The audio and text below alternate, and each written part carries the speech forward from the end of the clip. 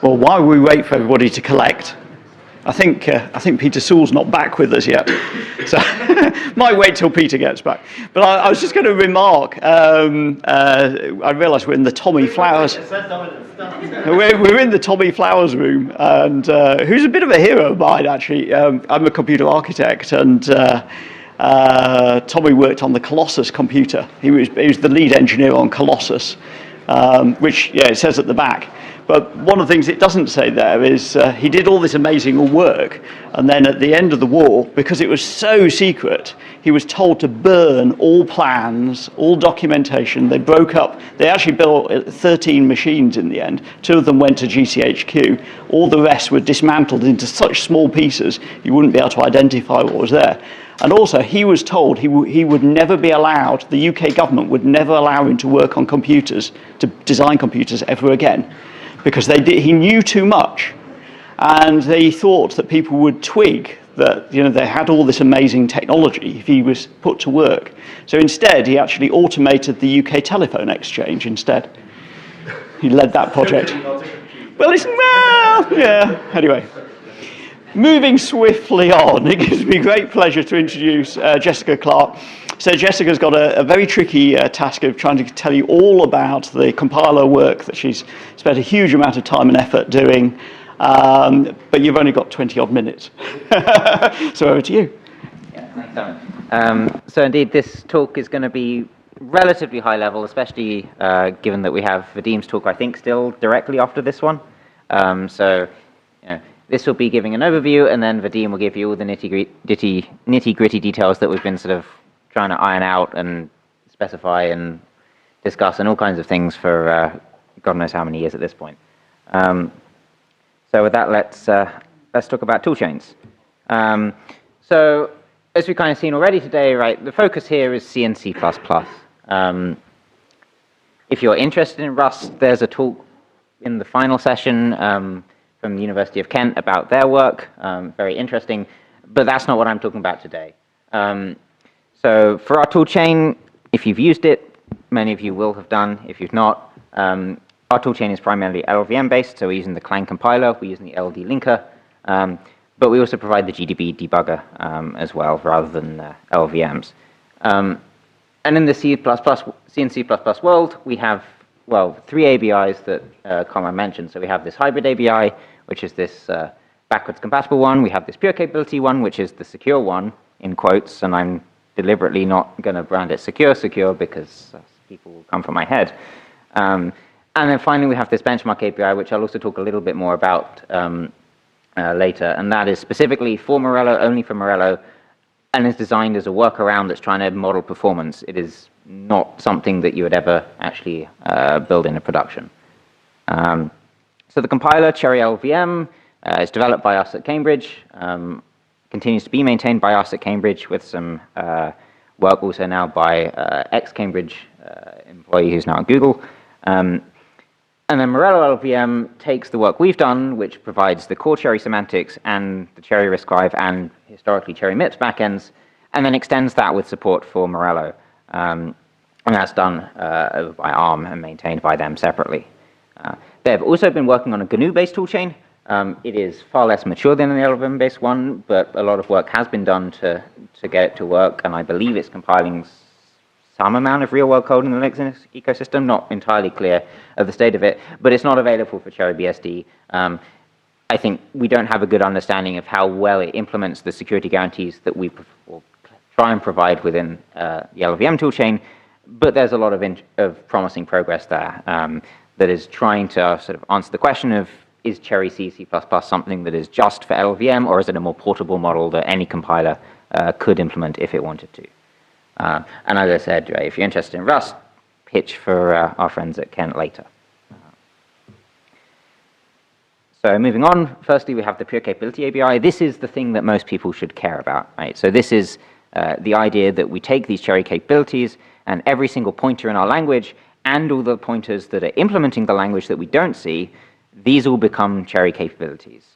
So this gives you this full always-on protection that Cherry is aiming to provide. So it's protecting things like your return addresses. If you're doing C++, it's protecting your vtables for dynamic dispatch.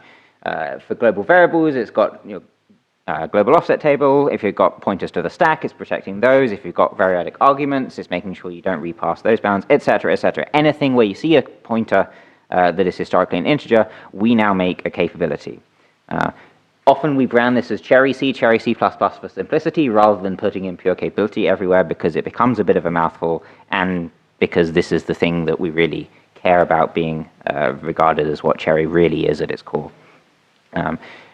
And the thing to sort of bear in mind is that although we're, in some sense, significantly disrupting the software interface, at the same time, most software written to be relatively conforming to ISO C++ doesn't require many changes. So we'll generally see few, if any, changes to most software projects, with some exceptions when they get particularly low level, such as language runtimes, for example. But most software, right, we've seen 10,000 packages for Cherry BSD ports. Most of those we've not touched at all, yet they still build, and some large fraction of them will even run correctly. We hope, we claim. We've not had many reports that they don't, so I guess that's a good sign. And so if you want to learn more about this environment, we have a somewhat outdated now technical report, this Cherry C++ programming guide. This does several things. It gives you a little bit of an overview of Cherry, so it's pitched towards someone who's never seen Cherry before. It tells you, firstly, then about how does this pure capability ABI impact the C++ language itself. So, you know, pointers, change size, alignment things, various constraints. It then goes on to document specifically the side of things that are related to the OS. So Cherry BSD is a POSIX environment, so we document the changes that we see in POSIX as well in its own chapter. We also give you some information about compiler diagnostics, so some of the things you might expect to see for buggy code, what the warnings mean, how you might fix them, things to bear in mind. And then finally, at the end, if you're writing the kind of code where you do want to either inspect or manipulate these capabilities, say you're writing a memory allocator, you're writing a JIT, or something perhaps a little more benign, maybe you're just doing some debugging and want to print out some extra information, then we document the various intrinsics that we provide that allow you to inspect and manipulate capabilities. One thing to note, specifically on the fact of it being outdated, this guide pervasively uses vaddt for pointer addresses. That became outdated not very many months after it was published. These days we use pointeraddT because not all addresses are virtual addresses. So if you do read this guide and you start looking at it and see vaddt, forget that, use pointeraddT. But otherwise, the concepts in there, the details in there should otherwise be pretty much true today. So the next API we have, which is perhaps the least interesting, is the hybrid API. So this takes the existing vanilla non-Cherry API that you have today, doesn't change anything about it, except it adds some extra types. So if you annotate your pointers with double underscore capability, or you use uint capt instead of uint pointer t, that gives you a capability rather than an integer pointer. And so this is sort of backwards compatible, ABI compatible with your legacy code. So the main place we see this being useful is if you want to interface between non-Cherry and Cherry code. Somewhere in the middle you need to bridge that gap. Hybrid ABI allows you to do that, whether that's wrapping your legacy code or wrapping your pure capability code. But because capabilities are opt-in and they're not used as sub-language pointers, only the ones you annotate, this gives you very limited protection. It's not aiming to provide any security guarantees, just the interfacing. And because of all this annotation you need to do, it's awkward to use at scale, right? If you want to pass a pointer around, every single place that uses that pointer as a capability now needs to be annotated, and that is a lot of source code churn. If you want to do it, you can, but we don't recommend you use it at scale. And the Cherry BSD kernel does do this, but it's perhaps an example of just why you don't want to do this. And so this hybrid ABI, right, you can run it on the same system as you run your pure capability code, just as today you can run 32-bit code on 64-bit. It's just another compatibility layer in the operating system. The third one is this benchmark ABI, which is a little bit of a peculiar beast. So the background here is that Morello is this 2.5 gigahertz quad-core processor, and it's great. We very much appreciate it existing, but it was done, A, as a first-generation prototype, B, with a lack of optimization data, because less code existed at the time that the design was done. C, it was based on an existing design for time constraint reasons. And that design, they didn't want to modify it too much. So various constraints all combined to mean that there was a limited amount of engineering effort that could be put into disruptive changes to the microarchitecture, which means that there are some places where performance is somewhat compromised as a result of this. So in particular, there is an issue around predicting the program counter. So the existing branch predictor mechanisms predicts the address of your program counter just fine, but it doesn't predict anything about the metadata. This means that anything that wants to read that metadata then needs to have to wait for whatever instruction is executing. So your indirect capability branch needs to execute before you can read that metadata, versus if you're just reading the address, you could read that predicted address. This introduces stalls into the microarchitecture, and how this shows up can vary across workloads. Some workloads it doesn't matter. Some workloads you can see sort of the overhead sort of being like 50–60% of your cycles. It's really workload dependent. And so the idea with the benchmark API is we want to somehow isolate this particular microarchitectural quirk that we believe wouldn't exist in any sort of second generation implementation. And so to do that, we just don't use capability indirect branches. This has some quirks for the ABI if you do sort of language runtime implementations, but most code should not care about this difference, and it should just work either way. But importantly, because we're not using capability branches, security is weakened, right? If you somehow corrupt a return address or function pointer in the normal pure capability ABI, calling via that corrupted pointer will call via corrupted capability, which will trap. But in this case, we're using it just as an integer. Therefore, if you corrupt it, you can corrupt it just fine, and all your existing CFI hijacks, they still work if you're able to overwrite in the first place. So do not use this for security evaluation. It is just intended for benchmarking because it's trying to model what you should have of a more mature microarchitecture. If you're interested in performance, we have this early performance results report, which goes into great detail about this issue and a couple of others that we see, and explores the performance of the spec CPU in 2006 workload running on Morello, and a couple of modified FPGA designs to just isolate another couple of microarchitectural areas of interest. But that's sort of it for performance. The key takeaway is please read the report if you want to benchmark, and please use this thing if you want to benchmark. Otherwise, the numbers you get out they'll tell you what the performance is on Morello, but they won't tell you what the performance would be on a more production microarchitecture. So how do you use these things then? So we have a flag to specify the ABI. So if you want the pure capability ABI, you specify MABI as pure cap. If you want the hybrid ABI, use this slightly cryptic AAPCS option. And if you want to use the benchmark ABI, well, that's the extremely boring pure cap -benchmark option. And so that's all running on Morello on Cherry BSD. You just call the C compiler as you would, CC. If you're trying to do something with Cherry build, whether because you're wanting to cross-compile or you don't have a Morello build, or if you're working with Cherry RISC-V where we don't have the same set of packages, etc., available to make this work, then you have to use Cherry build's own compilers. So we have a couple of utilities that will sort of wrap up passing all the various arguments to point Clang at the rootfs that you built, pass all the default options to make it work. And so then you can kind of just pretend that these two things are the first thing, and it should just work. The other thing we have is sub-object bounds. So what we've sort of mostly explored is object bounds, i.e. you set bounds for the allocation.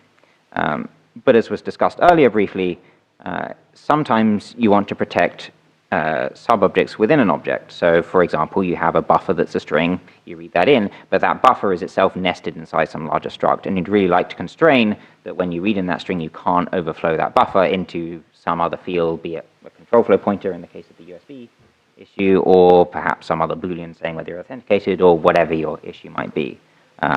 And we see this as a potential attack vector of concern in kernels in particular. And so the architecture allows us to constrain capabilities arbitrarily. And so we have this compilation mode which allows the compiler to automatically insert various sub-object bounds calls. So If, for example, you take the pointer to some member of some bigger struct, then you can optionally have the compiler automatically set the bounds of that capability to be just that specific member. And we have various levels of aggressiveness. So the sub-object safe, which is sort of what we believe is probably mostly compatible with most code out there, with a few exceptions, and mostly not violating ISO-C standards. Once you get to aggressive and very aggressive, that is deliberately violating parts of the standard, but doing so because we believe they provide value. One thing in particular is that if you take the address of an element of an array, ISO-C specifies that that must be the same as adding on the offset to the element, which means that from an ISO-C reading, the bounds should be the entire array. But a lot of the time, you don't want the bounds to be the entire array, right? If you have an array, you would quite like to be able to bound to just the element. So sub-object safe won't set bounds on that, but aggressive or very aggressive, one of the two will do. And so we can see decreasing compatibility with ISO-C, but potentially increasing security and hardening. So there's a trade-off there. At the moment, this is all off by default. You will only get allocations themselves bounded. There's an interesting research question as to whether we could turn some of this on by default, and I think it would be quite nice to, but we need to do a much bigger empirical study on a large corpus of software to see if that's actually a feasible thing to do. So then on to some more semantics things. So we've discussed a bit about capability bounds being compressed, and that not all combinations of bounds are representable. What's not so much been discussed is the implications on the language. So in the architecture, if you try and take a pointer too far out of bounds, because the capability bounds are represented relative to the current address, at some point you take the address too far and you can no longer represent those bounds. So in the architecture, what happens is that the tag gets cleared, that capability is rendered invalid, and then even if you take the address back within the original bounds, because the tag has been cleared in the interim, you no longer have an invalid capability at the end. So what this means is that if you take some technically UB code that tries to construct intermediately out of bounds pointers, but then later brings them back in bounds, it's UB and ISO-C. In practice, most implementations probably won't actually care unless the compiler is particularly tricky. But on Cherry, if you get too far out of bounds, that can start to be an issue.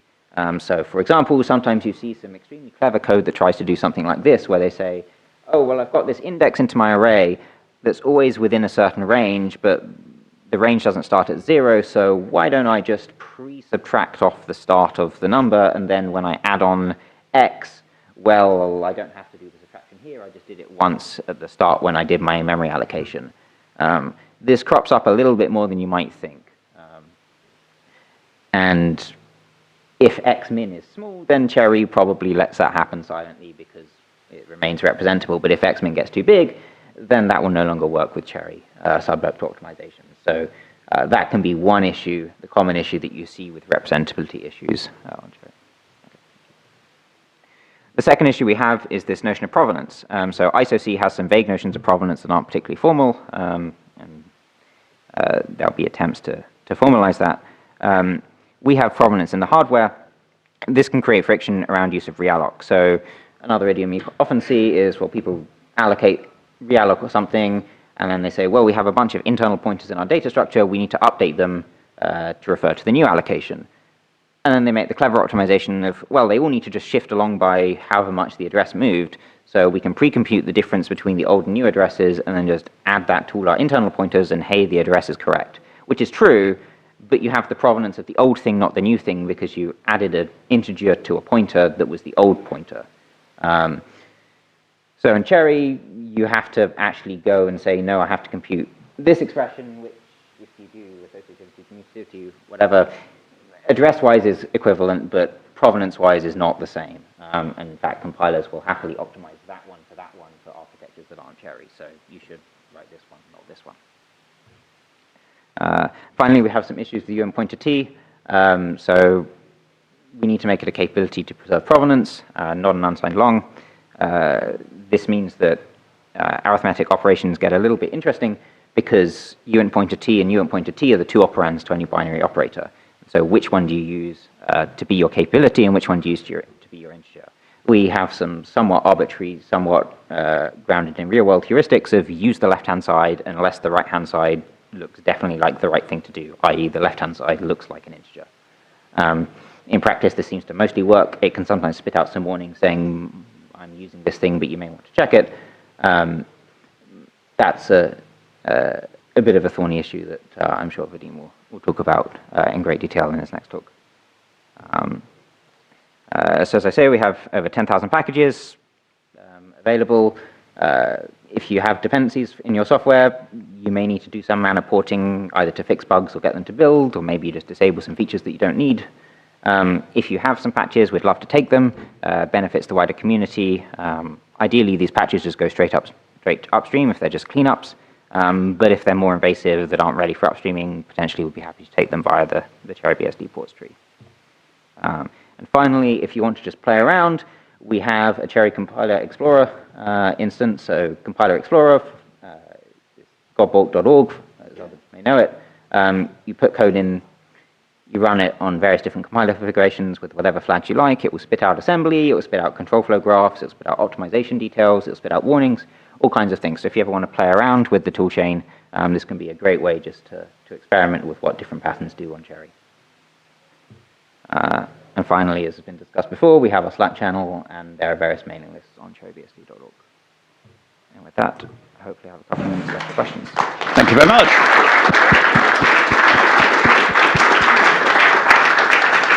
Very good. Well, we've definitely got time for a couple of questions. There must be some questions.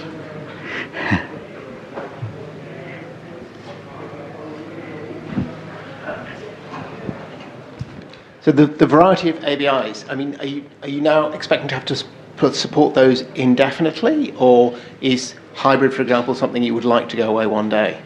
Pure capability obviously is here to stay, first of all. Benchmark API will live as long as Morello lives, because it exists solely to model performance on Morello. Hybrid API, we're going to keep around some notion of binary compatibility with standard non-Cherry binaries, because you want a transition story there. Doing hybrid more extensively, I don't think is a real goal, because it becomes very difficult very quickly to do anything meaningful with it. But at the same time, I don't think we'd ever remove the ability to do hybrid. It's just not what we're focused. So I think in reality, hybrid / non-Cherry is going to stay for the compatibility story, but may eventually fade away into the distance in like 10, 15 years, but 32-bit's still around, even though 64-bit was 20 odd years ago. So they'd freeze, but they wouldn't be out. It will be. I think the vision is that hybrid would kind of take the same role that 32-bit takes today. Pure capability takes the role 64-bit takes today, and the benchmark API is just a Morello thing that disappears when Morello does. Rob has. A very quick comment. Yes, that sounds right. I guess the question of hybrid is kind of an interesting one. So when we say hybrid, we kind of are conflating two sort of independent APIs. There's AArch64, which is classical 64-bit ARM with calling conventions and all that stuff. And then we're saying, and then the optional use of capabilities in C, which is not quite the same. The two APIs are not identical, so like signal frame behavior and things will be a little bit different, which we kind of paper over or ignore or something, but it works fine for us. I mean, there are views in which you would make more use of the optional use of capabilities. So an example that is interesting, but that we're not currently pursuing, is we have this co-process model where you can co-locate different processes in the same virtual address space. And this allows high-performance context switching between processes and a high-performance inter-process communication. Like I go to order of magnitude faster than current IPC. So it's like, seems like a good thing. Today, we require all the processes participating in a co-located process, I don't know, pool, cluster, something, whatever the word is, to be pure cap. You could imagine a world in which you want one or more of them to be hybrid legacy code, doing fast IPC through extended IPC libraries that do know about capabilities, even though the rest of that process doesn't know about capabilities. Like that could be a thing. It could be really useful. It could allow you to have large legacy applications do high performance IPC to helpers that are memory safe. And it would give you a sensible place to put the ABI boundary, much more sensible than a library boundary between, I mean, morally it's like using 32-bit libraries and 64-bit processes, or maybe the other way around, like it can be done, but you really shouldn't. But we don't currently plan to pursue that. So it's a good research future that we could pursue if it turns out to be an important idea. But right now, it's just like we have plenty of engineering to do. So mostly hybrid is not evolving. We actually were talking about writing a hybrid C++ programming guide, like we have a Cherry C++ programming guide for PureCap stuff. We have kind of opted not to do that because we don't really want people to program against the hybrid ABI more than they have to. If you don't know what it means and you don't know how to do it, please don't start, roughly speaking. And come talk to us before you touch that one. Because I've seen a bunch of projects run off and say, hybrid means I get all the whatever of whatever and capability goodness. You're like, no, you get none of the capability goodness. So please don't touch those bits. Jeremy, I'll let you ask the last question. Thank you. I'd like to salute you because you're always the first person to respond on Cherry Slack when we have compilation errors and things like that. So thank you very much. I think that's a great service to the community. But really, I think Cherry Slack and things like that are walled gardens. So you can only see them if you kind of know how to get in. And I wonder whether, GitHub Copilot and things like that are any good at generating Cherry safe code if they don't have lots of samples to work with. Have you played with kind of auto-synthesis of Cherry code using AI models, and is that a good thing to do or a bit stupid? I can't say I have. I think I'm concerned about the use of GitHub Copilot in a security context. It's going to happen anyway.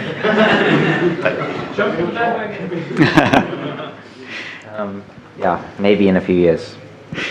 Do you want to ask? But I think there's an important observation there about perhaps less about code samples being available, but perhaps that a lot of our dialogue happens on Slack, and therefore people perhaps outside the community don't see that. People under AI. So, whether there's a potential benefit to having some more public forums potentially, but I don't know who would want to administer them and then fragment the community. That's a rubber question, I think. To which the answer is probably, we're fine as we are, it's more work. We'll have another last question, and I'll concurrently set up the Deem's slides if I slide over while you answer that. Before you make the slides disappear, I have a question. Is this the official Cherry logo? Yes. Where is it? I've looked for it in the past and I couldn't. We probably don't actually have it publicly. We have it in our own private repository, but I don't think we've actually published the files. It's in a secret GitHub repository, obviously. I mean, this is a. We're looking at it. If you scribble it, we'll turn your logo into I think this is official as of sort of 2 months ago. So Let's have Anyway. a question at the back. I'm going to ask it.